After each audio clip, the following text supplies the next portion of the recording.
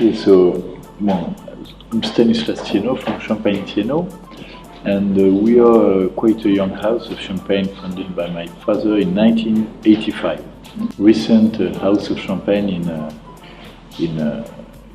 it's a little bit unusual because, as we know, most of the houses they have centuries and centuries. But before creating the house, my father used to be grapes broker, the middleman between the different houses of Champagne and the vinogrowers. And during 20 years, he acquired a huge knowledge about the best vinogrowers, the best plot in Champagne, and he wanted to use this knowledge to create his own house. And this is how we started. We have now a relationship for several years with Peter because we represent Penfolds in the French market for now almost 4 years, and this is how we started to know each other. And by the same time also I discovered a passion of Peter for the champagne, and naturally after discussing together this project became a reality. Indeed, indeed. And that's a little bit of the history. Yeah. And Stanislas referred to shared ambition, shared goals, made reference to blending. House style is everything Champagne, as it is at Penfolds. So we had a session this morning, we joked, here we are, we have an old world family, quite new, very entrepreneurial, worldly, forward thinking.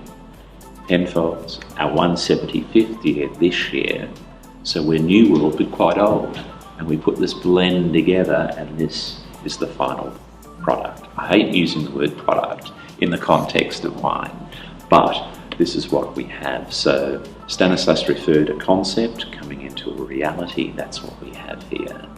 And yes, at the end of it all, regardless of the words we use, it's what's in the glass, and we are very pleased with what's in the glass.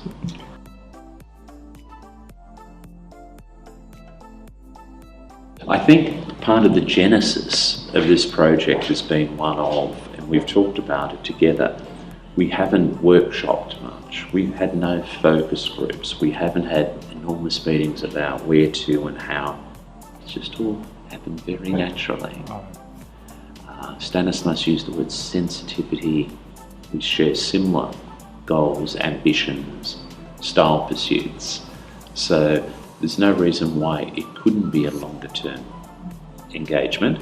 And I guess that part of it is only the business part of it. The winemaking part, it's a marriage made in heaven. And none of this is about volume.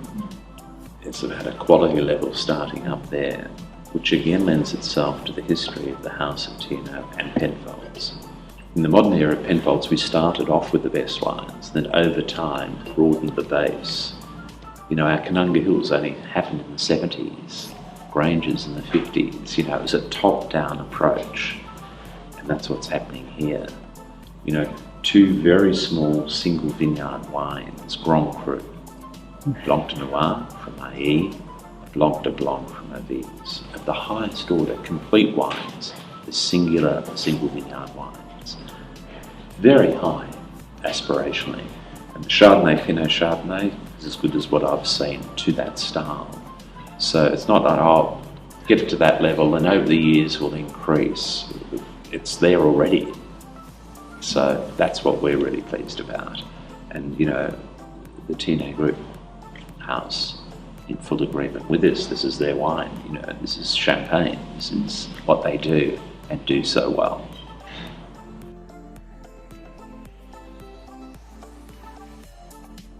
First, champagne is a blend. It's a blend of Chardonnay and Pinot Noir, mostly from Grand Cru and Premier Cru, and from the vintage 2012, which is maybe one of the best vintage for the last decade in Champagne. And the idea here is always with this philosophy to have a very pure, very clean and precise wine, classical expression of a great champagne. This is, I think, what you expect when you want to drink an already matured, beautiful wine. Yes, well, the second wine, the Blanc de Blanc, is a little bit different to the first and the second in terms of dosage. We're only looking at 2 grams per litre, which is almost nothing. We actually added 1.2 grams per litre in the dosage. The other two, 4 grams per litre each. Now, that's just a number. What does it mean? It actually means we're not trying to hide anything here. These wines are virtually what you see as purity and the real thing, not disguised with liqueur, dosage. The Blanc de Blanc from a single Grand Cru vineyard in Avis. Now, it's rare that you can get that expression, that complexity, that completeness without blending. Now, there are a number now of single vineyard champagnes, some of which are quite good. There are some that are not very good. We'll let other people make the assessment of the worth of this wine, but we are very, very happy with this being a complete wine. It's Blanc de Blanc, 100% Chardonnay, 100% from Avis, from that one vineyard, Grand Cru. The Blanc de Noir is so complex. You know, if I didn't know, I would never think this were a single vineyard wine. You know, we're looking at very small vineyards, hectare, thereabouts, the other even less again. And the champagne character, all the complexity is on the nose and the palate of this are quite astounding. 4 grams per litre residual sugar, as earlier mentioned in the dosage, but again, another complete style. So different to this. All three are so different, but all three have that style, that house style.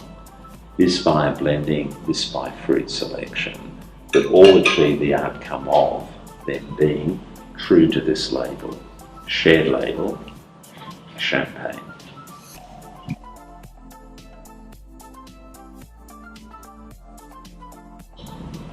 I have a little preference for the last one, the single vineyard 100% Pinot Noir, because I say, Peter, there is a delicateness which is not usual with 100% Pinot Noir, and also a natural complexity from a single vineyard, which is quite amazing.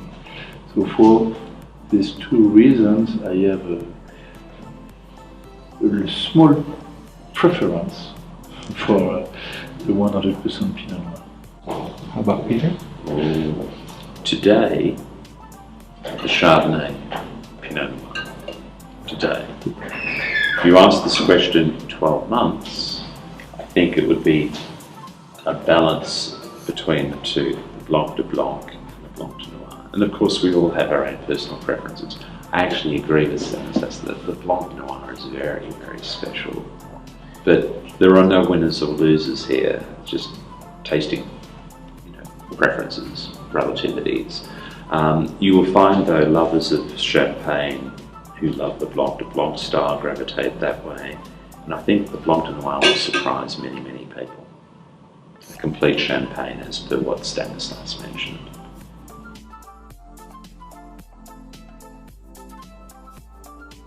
What's next? Well, a little bit of this is back to the future. If you think the brandy that we released last year, we were making those brandies in the middle of the 1800s. There will be brandies released very soon from the 1960s and 70s from Penfolds. That's what we've always done. We've always used lovely brandy spirit to fortify our fortifieds.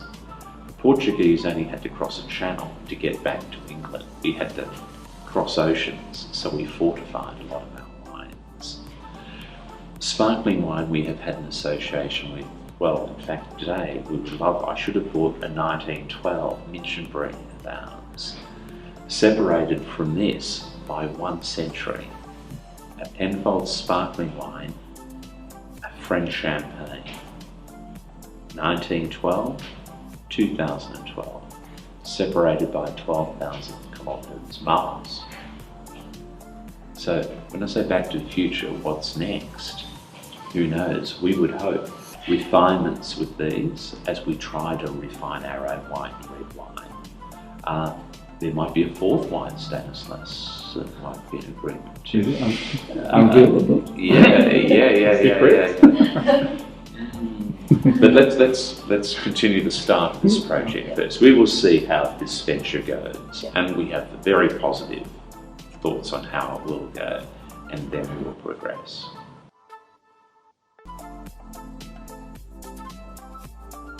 I mean, there is no favorite moment all along the day,